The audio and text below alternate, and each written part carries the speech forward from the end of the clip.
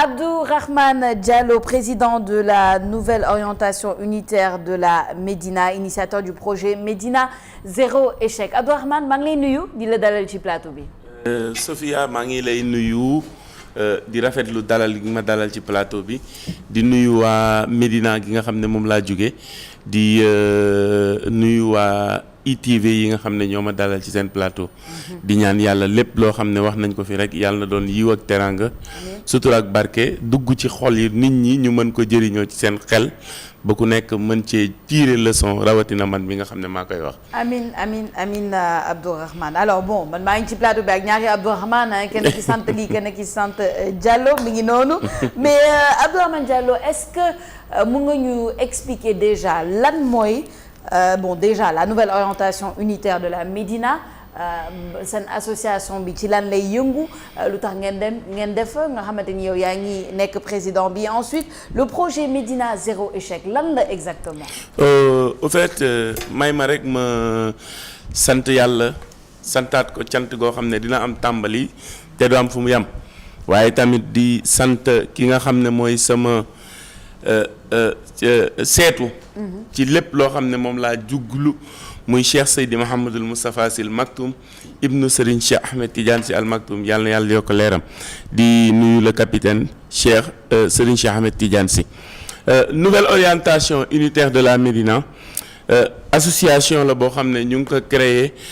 en 2020 li waral ñu créé ko nag mooy dafa amoon benn kuréel bu taxawoon à la Médina ñu koy doon tuddee comité des jeunes intellectuels de la Médina. Pourquoi comité des jeunes intellectuels de la Médina? Dans toutes les structures communales day am ñoo xam ne ñooy yor les élèves et étudiants de la Médina ñu nekk ci di doxal ba en 2009 yàlla dogal ñu réussir concours dem jàngale ji comité boobu noonu ñañu ko bàyyi loolu nekk ci di liggéey ba tamit xëy na xawma ci lan la jaar ba naax saay ñu dellu siwaat ci jamono ci sunu penc bi nga xam ne moom moo ñu meññi te ñuy am fierté di ko wax muy la Médina ñu am ay constats yi ñuy def après 2010 2011 2012 ñu gis ne jeunes yi war nañu taxaw parce que la Serigne Cheikh Ahmed Tidiane Sy waxoon rek laa gëm te mu jàngee ko ci baayam bu baax bi Serigne Babacar Sy mu ne toute révolution échouera si l'homme prétend tout changer sauf lui-même. ñu ne nag c'est à nous de se changer pour pouvoir apporter une touche nouvelle moo tax ñu xalaat toog waxtaan ñu ne pourquoi pas une nouvelle lu bees lu baax te mooy orientation ñu xool fan la ñuy jëmee suñuy gët dara bañ ñu fee ñàkk bañ a teye dem parce que silmaxa du ay xool mais silmaxa ci xol la nekk ñu ne unitaire booloo ko ñi nga xam ne bëgg nañu parce que unanimité amul fenn yàlla sunu borom sax amul unanimité de la Médina nag ca biir Médina loolu moo tax en 2020 ñu créé ko am sunu récépissé en 2022 mais bien avant ñu ngi doon dox ci loo xam ne lépp luy jariñ nit la commencé ko ci ñun ñu ciy ànd di ci liggéey moo waral dañ daan dox ci wàllu santé dañuy dox ci wàllu éducation dañuy dox ci wàllu environnement ci loolu mooy les trois axes yi nga xam ne lu ci ëpp dañ ciy dox di ko ànd ak suñuy mbokk yi nga xam ne moom la ñuy liggéeyal. santé éducation environnement. ñetti secteurs yi nga xamante ni am na solo lool fépp ci àdduna fii ci biir réew mi waaye fépp ci àdduna yan mooy seen acte concret xam naa ñii ci éducation par exemple yéen a ngi joxe ay cours xale yi ci wàllum santé ak ci wàllum environnement yan acte ngeen posé justement ci secteur yooyu. waaw sur le plan de l'environnement on est tout le temps des subordonnés. Pourquoi subordonnés? Il y a des ñoo xam ne ñu ngi organiser wu ils ont les moyens parce que toute chose nécessite d'abord un soubassement économique pour pouvoir réaliser ça à grande échelle. Fédération des jeunes de la Médina dañuy organiser des journées saa bu ñu ko defee dinañu gis quelques-uns de nos membres ñëw taxaw accompagner leen waa Médina verte dañuy def des journées environnementales mais saa bu ñu ko defee dañuy gis ñu ñëw taxaw ñun tamit li ñu mën ci wàllu école yi nga xam ne parce que en tant qu'enseignant ci wàllu environnement dinañ ko def taxaw on a des projets que nous sommes en train de réfléchir teg nañ ko dinañ ko réfléchir pour plage Soumbédioune sur le plan environnemental mais du point de vue aéronautique donc yooyu noonu yëpp ñu ngi koy xalaat di ko liggéey xool nan lañ koy taxawee sur le plan sanitaire am na loo xam ne kenn du ko wax ci penc parce que boo ko defee rek boo moytuwulee yàq lay gën a jur ko defar mais tey am na ñoo xam ne ci suuf dinañ ñu am luñ ñu wax ñun ñu indi la ñu am ak keneen la mu am ñu boole ko taxawal ko il y a une dame je vais taire son nom elle n'habitait même pas la Médina mais on nous a mis en rapport avec elle ñu dox ci wax ci ba keroog yàlla dogal na bi ñuy dagg tànk bi on a participé à grande échelle ba tamit participer nañu ba mu am sax lu mu mën a delluwaat ci tànk bi maanaam protège bi nga xam ne moom lay dugal ci tànk bi donc sur le plan sanitaire ci loolu la ñuy liggéey parce que defuñu ko pour ngisal dañ koy def sunu borom rekk tax duñ ko kii léegi nag sur le plan éducatif dañu xalaat ñu ne ànd kook sunu yaay ju baax je vais dire ça partout muy sunu maman Kiné Diop muy ancienne planificatrice parce que nee naa leen Médina moom moo def constat bi mooy lan dañ dem gis Médina nekk ci benn tournant éducatif te tamit ñi ko waroon jàppale duñ ko jàppale mais tamit dañuy dem da ngay gis première bi ne deuxième bi moo gën a mën a daw parce que deuxième bi moo la arrangé mais système éducatif ku ko delloo ginnaaw yow yaa delloo ginnaaw sa gox mu xalaat ne léegi nañ taxaw ñu créer des cours de vacances yoo xam ne c'est des cours de remédiation continuelle ànd kook l'ancien maire Birame Sassoum Sy yàlla na ko yàlla yërëm te xaar ko àjjana ànd kook tonton Djibi Coulibaly ñu jël ñu les jeunes de la Médina sous le concept comité des jeunes intellectuels ñu commencé organiser suñuy cours de vacances donc ci loolu la ñuy xalaat di xalaat ba virusu jàng dugg ñu sax maman ki ne encadré ñu dem ñëwaat léegi nag ñu ne on n'a pas le droit de baisser les bras il faut qu'on continue à améliorer la qualité éducative au sein de notre commune parce que tamit le benn borom xam-xam bu wax bu am ràññee ci réew mi moom la Serigne Mbaye Donde Pape Mbaye Donde doon tuddee élève yàlla ñu koy tuddee Serigne Cheikh Ahmed Tidiane Sy Al Maktoum mu ne après l'instruction exerce un métier. Il y a une différence entre l'éducation et l'instruction. Mais une bonne instruction permet d'être bien éduqué. Une bonne éducation sans instruction day am lu manqué. mu ne évolue à l'instar des grands et des philosophes éclairés. Et quand on est un philosophe éclairé, cela permet que yow nga xam yow yaay kan te boo xamee yow yaay kan li lay fank du bari ndax liy fankaate léegi dafa yomb ci jamono. Peut-être Abdourahmane, tu as une question, une intervention balaa ñu jàll. Aujourd'hui, effectivement, le contexte c'est assez particulier dans le sens où jeunes yi aujourd'hui il faut bien les accompagner parce que éducation bi tamit quand on voit parfois certains résultats donc aujourd'hui ils ont besoin de soutien et la question que j'ai envie de poser c'est vous êtes combien yéen ci seen biir et puis seen financement yi parce que sànq yaa ngi koy wax fan ngeen di koy jëlee exactement actuellement nii nous sommes au nombre de 32 parce que pourquoi chaque année il y a des élèves qui ont eu à bénéficier ci cours yi ñuy joxe bu ñu paree ñoom ci seen bopp ñoom ñooy taxaw ne dañoo bëgg a bokk nouvelle orientation unitaire de la Médina may saluer de passage la composition de notre bureau je suis le président Ablaye Diagne est le vice-président il y a Djibi Coulibaly qui est le secrétaire général à ses côtés il y a Awa Sow il y a le trésorier Pape Amadou Seck et Dieyna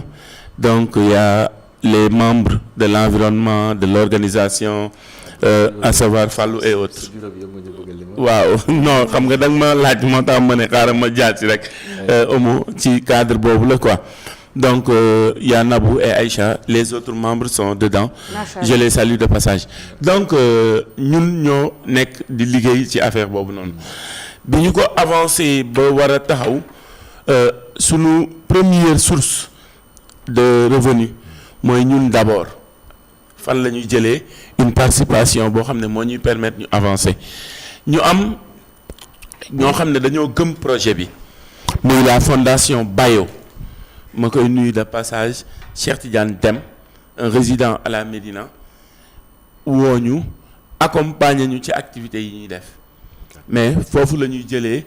moom foofu moom mën naa wax ne mooy suñu première source de revenu koo xam ne dafa am idée participer bëggul sax ñu koy wax mais moom ci boppam daf ñuy jàppale ci li nga xam ne moom la ñuy def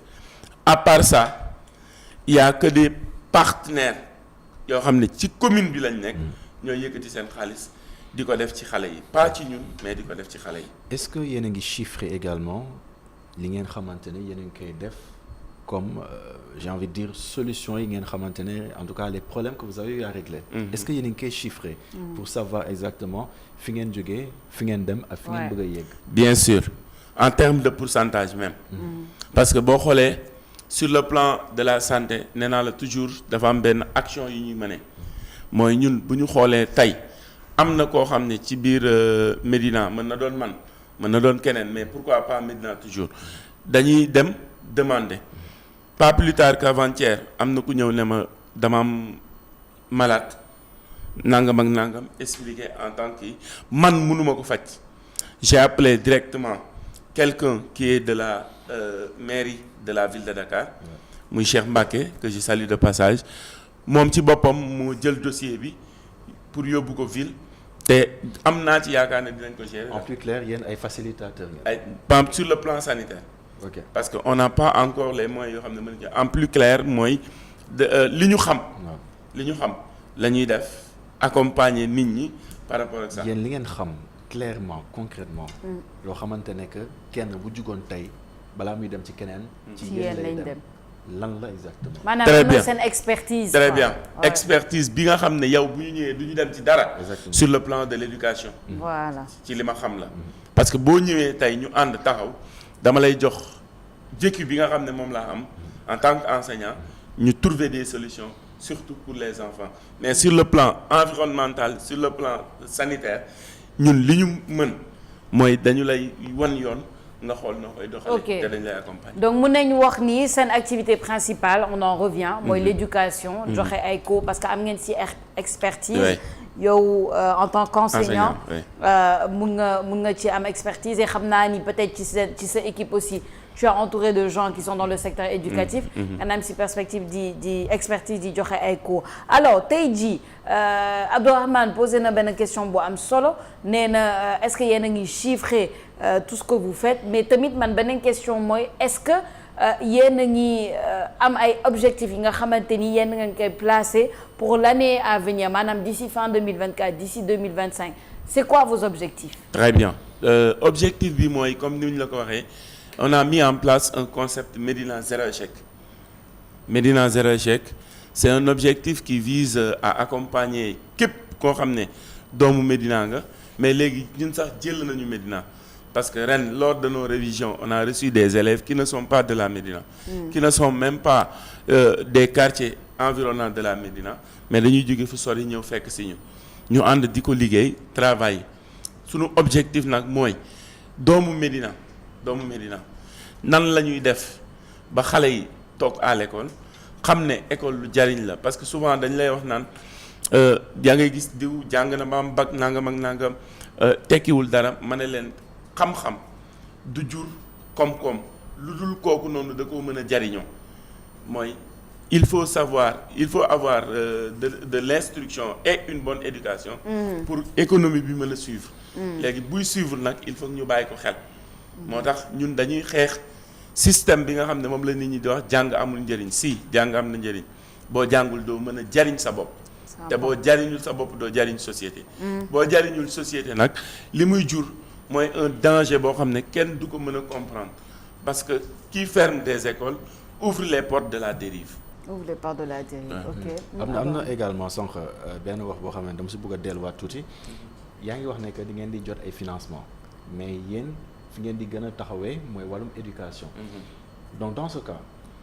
financement yi nga xam ne moom ngeen di jot en toute transparence yéen nan ngeen di koy. séddale utiliser. très bien souvent sunuy participation financement yi c'est des bonnes volontés yi nga xam ne ñoo ñu ciy dimbali. bu ñu ñëwee souvent c'est ordre nu mu tudd que événementiel lañ lay participer par exemple quand on a mis en place le projet Médina Zéro Échec première chose mooy xool comment récupérer des élèves en situation difficile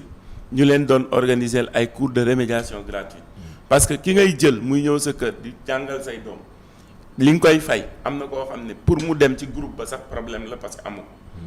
ñun ci loolu la ñuy njëkk taxaw beneen bi ci topp mooy da ngay gis élève boo xam ne toujours sur le plan social dafa am lu muy laaj daaw on a 4 élèves télé laay waxee ñoom ñu ngi may dégg je vais pas prononcer leur nom 4 élèves yoo xam ne dañoo am BFM ñu déglu bu baax cas bi dañoo am BFM ñoom 4 ñëpp amuñu moyen te dañoo redoubler woon 3e situation bi mooy dañ leen war a dàq.